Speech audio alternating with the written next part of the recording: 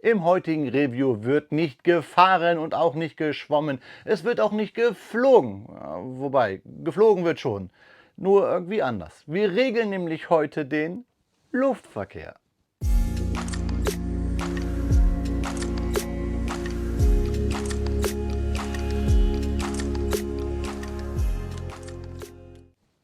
Willkommen in der Noppenklötzchenscheune. Mein Name ist Blockstar und Freunde, heute stelle ich euch von Kobi im Maßstab 1:35 das Set 3143 vor, die 10,5 cm Flak 39. Und ja, großes Rohr heißt heute nicht die Länge, sondern wie wir alle wissen, ist ja wichtig der Durchmesser.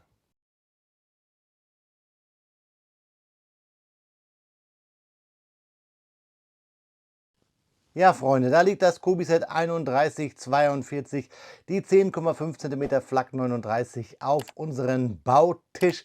Zwei Minifiguren, der oberkörperfreie Soldat kommt uns bekannt vor, haben wir ihn schließlich auch in der 3139. 339 Steinchen im Maßstab 1:35 und zwei Minifiguren, natürlich aus der Historical Collection World War II. Schauen wir uns die Rückseite an.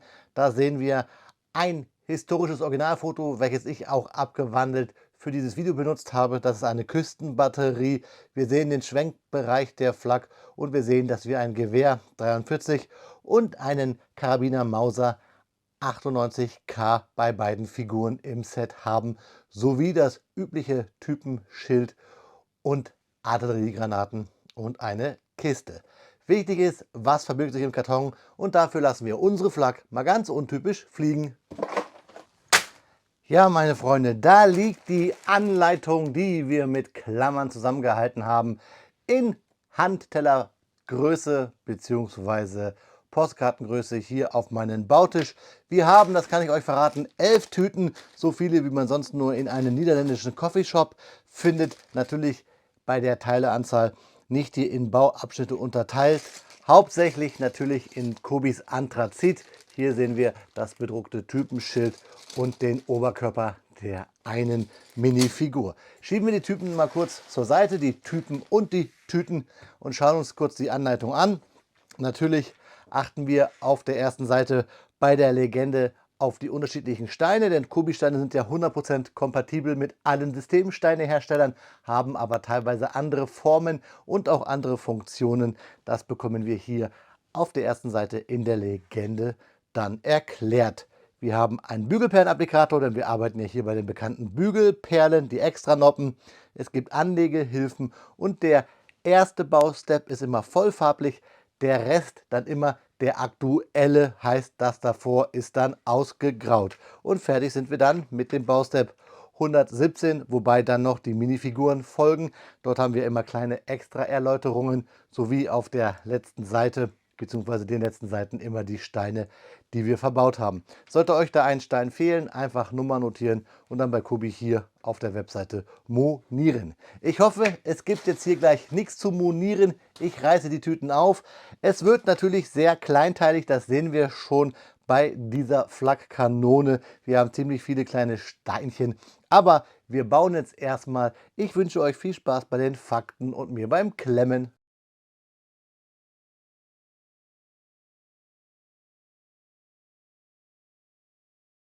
Speedbildzeit ist Faktenzeit. Heute schauen wir uns ein Geschütz an, das oft im Schatten der berühmten 8,8 cm Flak steht, aber im Zweiten Weltkrieg eine mindestens genauso wichtige Rolle gespielt hat, die 10,5 cm Flak 39. Die Entwicklung dieser schweren Flugabwehrkanone begann bereits in den 1930er Jahren, als man erkannte, dass die steigende Flughöhe und Geschwindigkeit moderner Bomber eine stärkere Bewaffnung erforderlich machte. Während die 8,8 cm Flak noch sehr vielseitig war, auch im Erdkampf, wurde die 10,5 cm Flak gezielt als schwere Fliegerabwehrkanone konzipiert.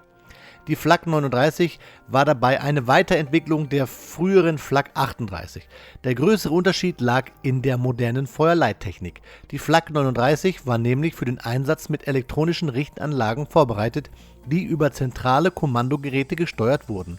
Zielerfassung, Vorhalt und Zündererstellung konnten zentral berechnet und direkt an das Geschütz übertragen werden. Für die damaligen Verhältnisse ein echter Technologiesprung. Die 10,5 cm Flak 39 verschoss Granaten mit einem Gewicht von rund 15 Kilogramm. Die Mündungsgeschwindigkeit lag bei etwa 880 Metern pro Sekunde, was ihr eine effektive Höhenreichweite von über 12.000 Metern ermöglichte. Damit war sie ideal geeignet, um hochfliegende alliierte Bomberverbände zu bekämpfen. Die Feuergeschwindigkeit lag bei ungefähr 15 bis 18 Schuss pro Minute. Für ein Geschütz dieser Größe durchaus beachtlich. Allerdings war dafür eine gut eingespielte Bedienmannschaft nötig. Ein einzelnes Geschütz wurde in der Regel von etwa 9 bis 11 Mann bedient. Dazu gehörten Richtschützen, Ladeschützen, Munitionszuführer und weiteres Bedienpersonal. Ohne diese eingespielte Mannschaft war die hohe Kadenz überhaupt nicht zu erreichen. Organisiert wurden diese Geschütze in sogenannten Batterien. Eine typische schwere Flak-Batterie bestand meist aus 4 Geschützen, manchmal auch aus 6, je nach Einsatz und Verfügbarkeit. Diese Batterien waren wiederum in größere Verbände eingebunden und arbeiten eng mit Scheinwerfern, Radargeräten und Kommandostellen zusammen.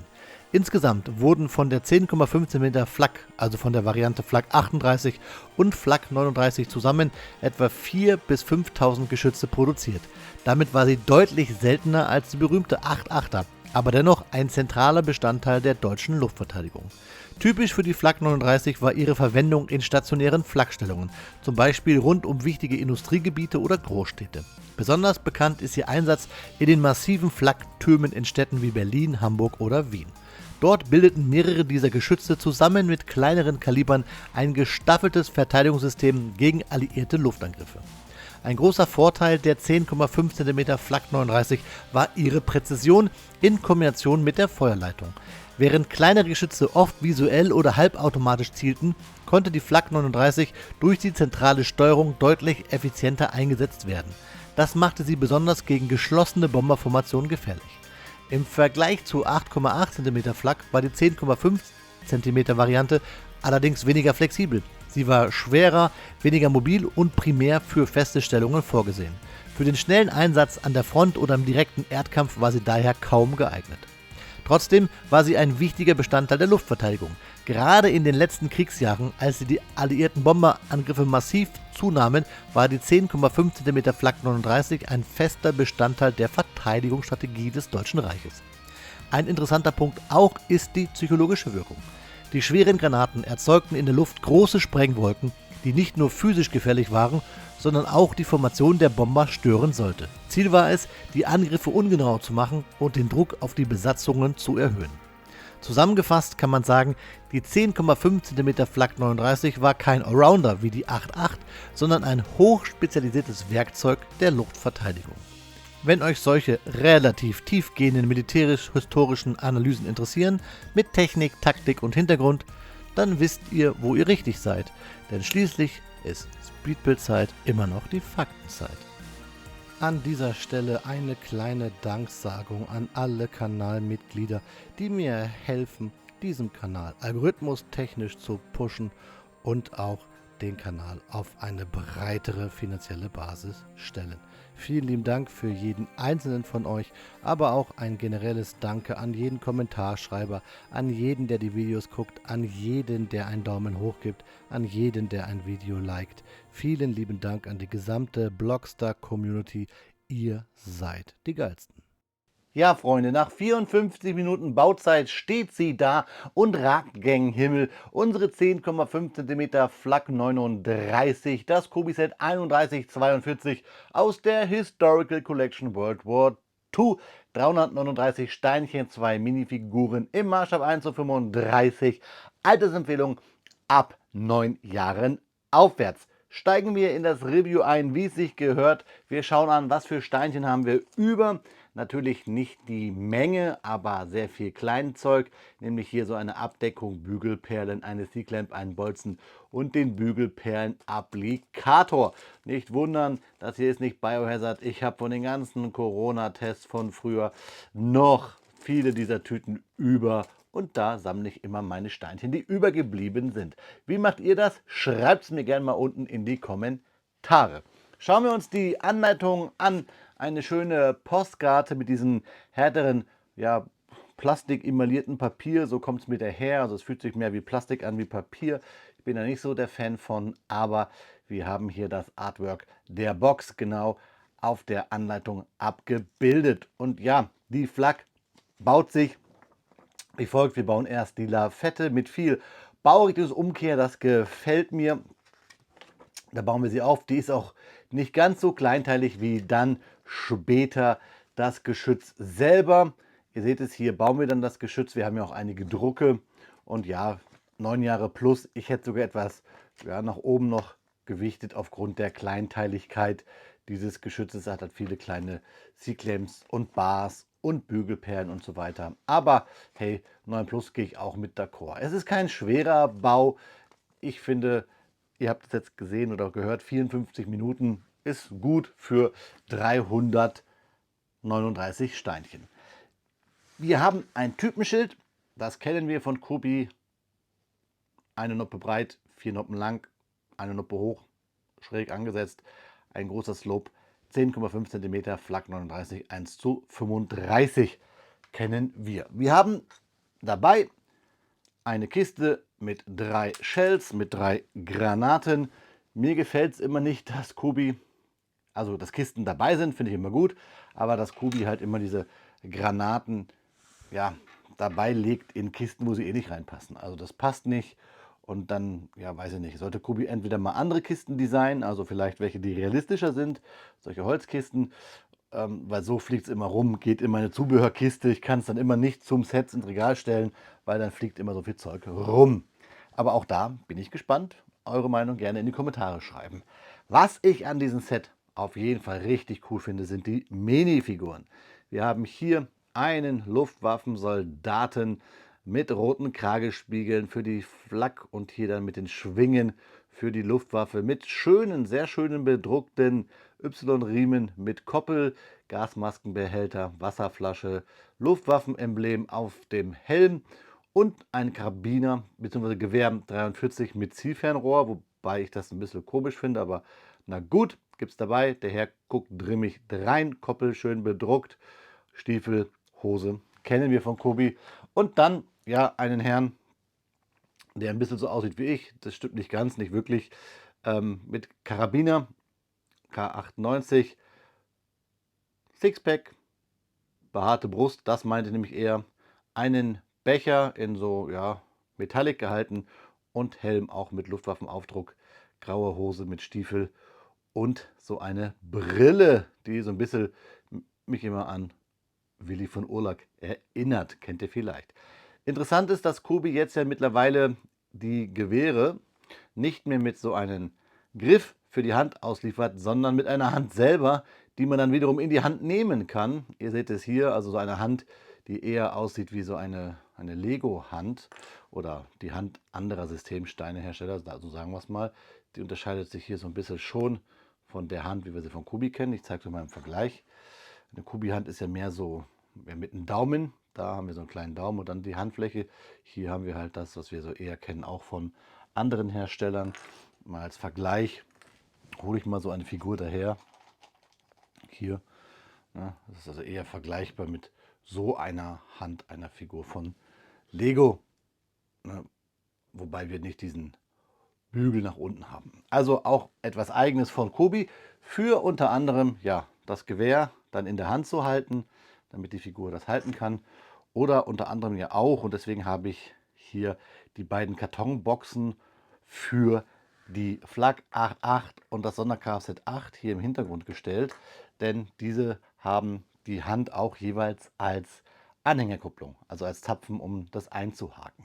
Finde ich sehr interessant, wollte ich immer schon mal erzählen. Bei diesem Set, denke ich, war es mal an der Zeit.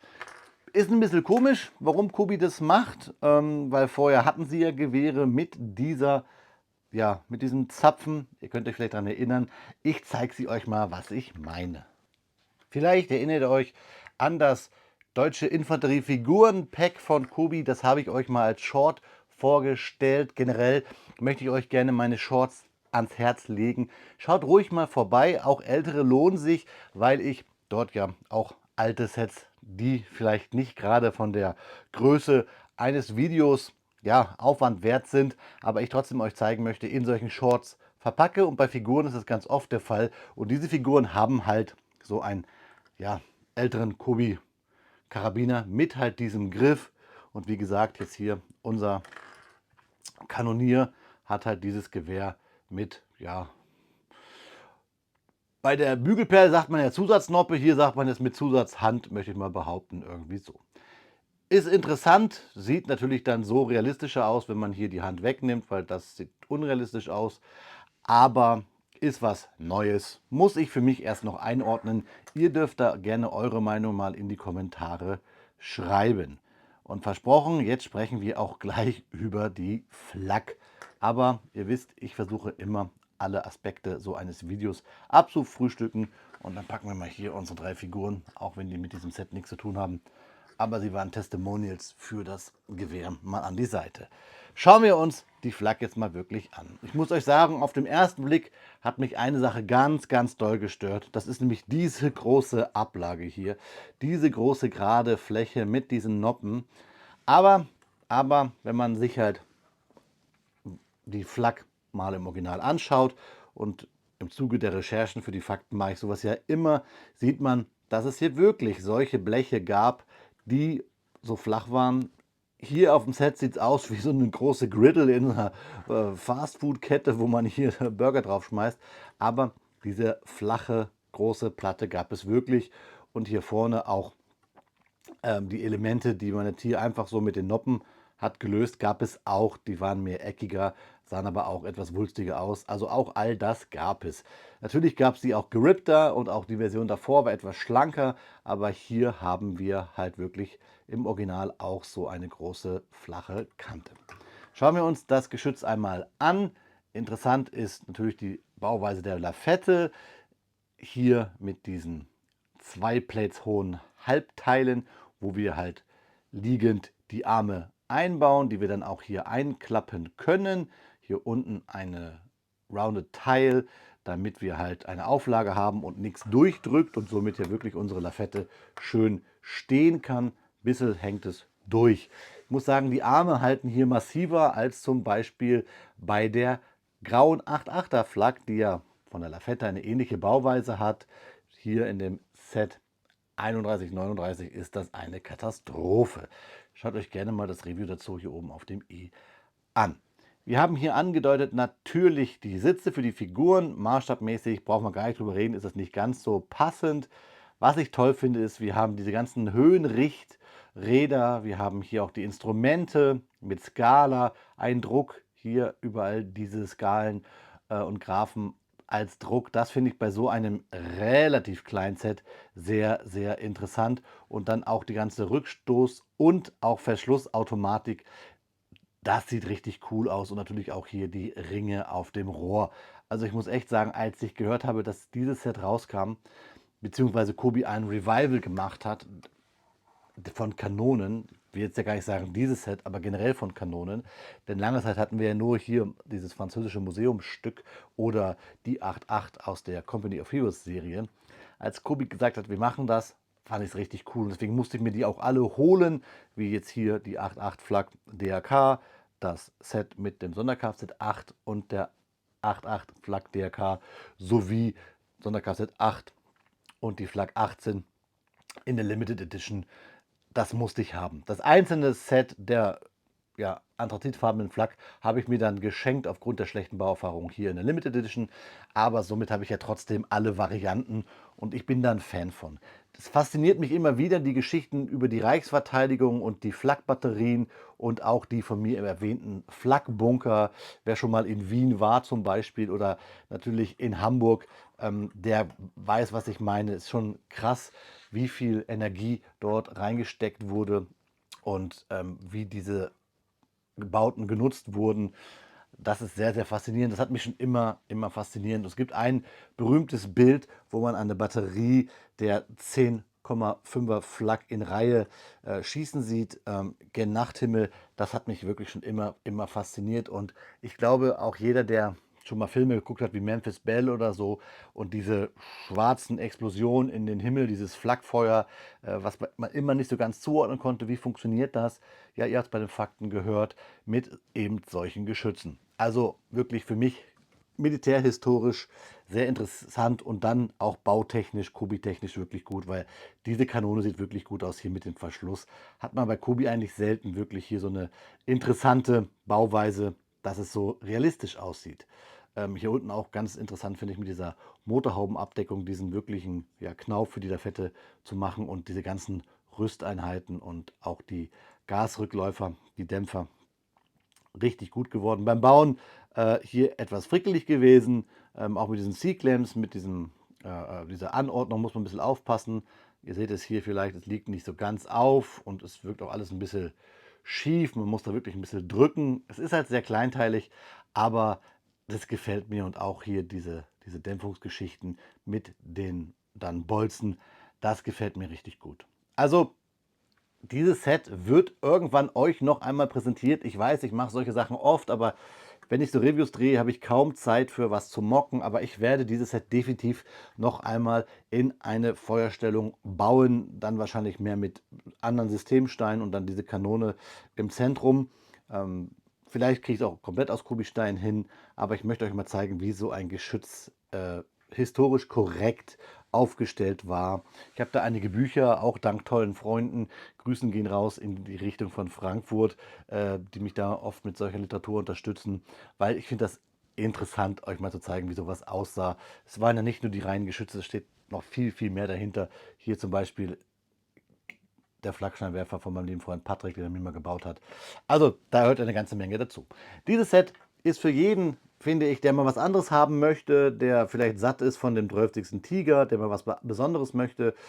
Es ist ja trotzdem relativ in der Teileanzahl hoch aufgrund der vielen Kleinteile. Und ja, hier zum Beispiel, das ist auch nicht so ganz so schön, dass man hier diese offenen Steine hat, aber trotzdem sieht es halt sehr technisch aus. Und googelt mal ruhig nach Bildern, dann seht ihr wirklich, dass es hier so eine Platte gab. So Bleche, die das wirklich so haben, ja, interessant, sage ich es mal so, aussehen lassen. Was meint ihr? Schreibt mir eure Meinung gerne mal zu der Flak unten in die Kommentarsektion. Man kann ja in den Kommentaren jetzt auch chatten und ich kann euch Sprachnachrichten antworten. Das finde ich sehr interessant, was YouTube uns da geliefert hat. Viel Spaß bei den Detailbildern und dann schauen wir uns zum Abschluss noch einmal in die Augen.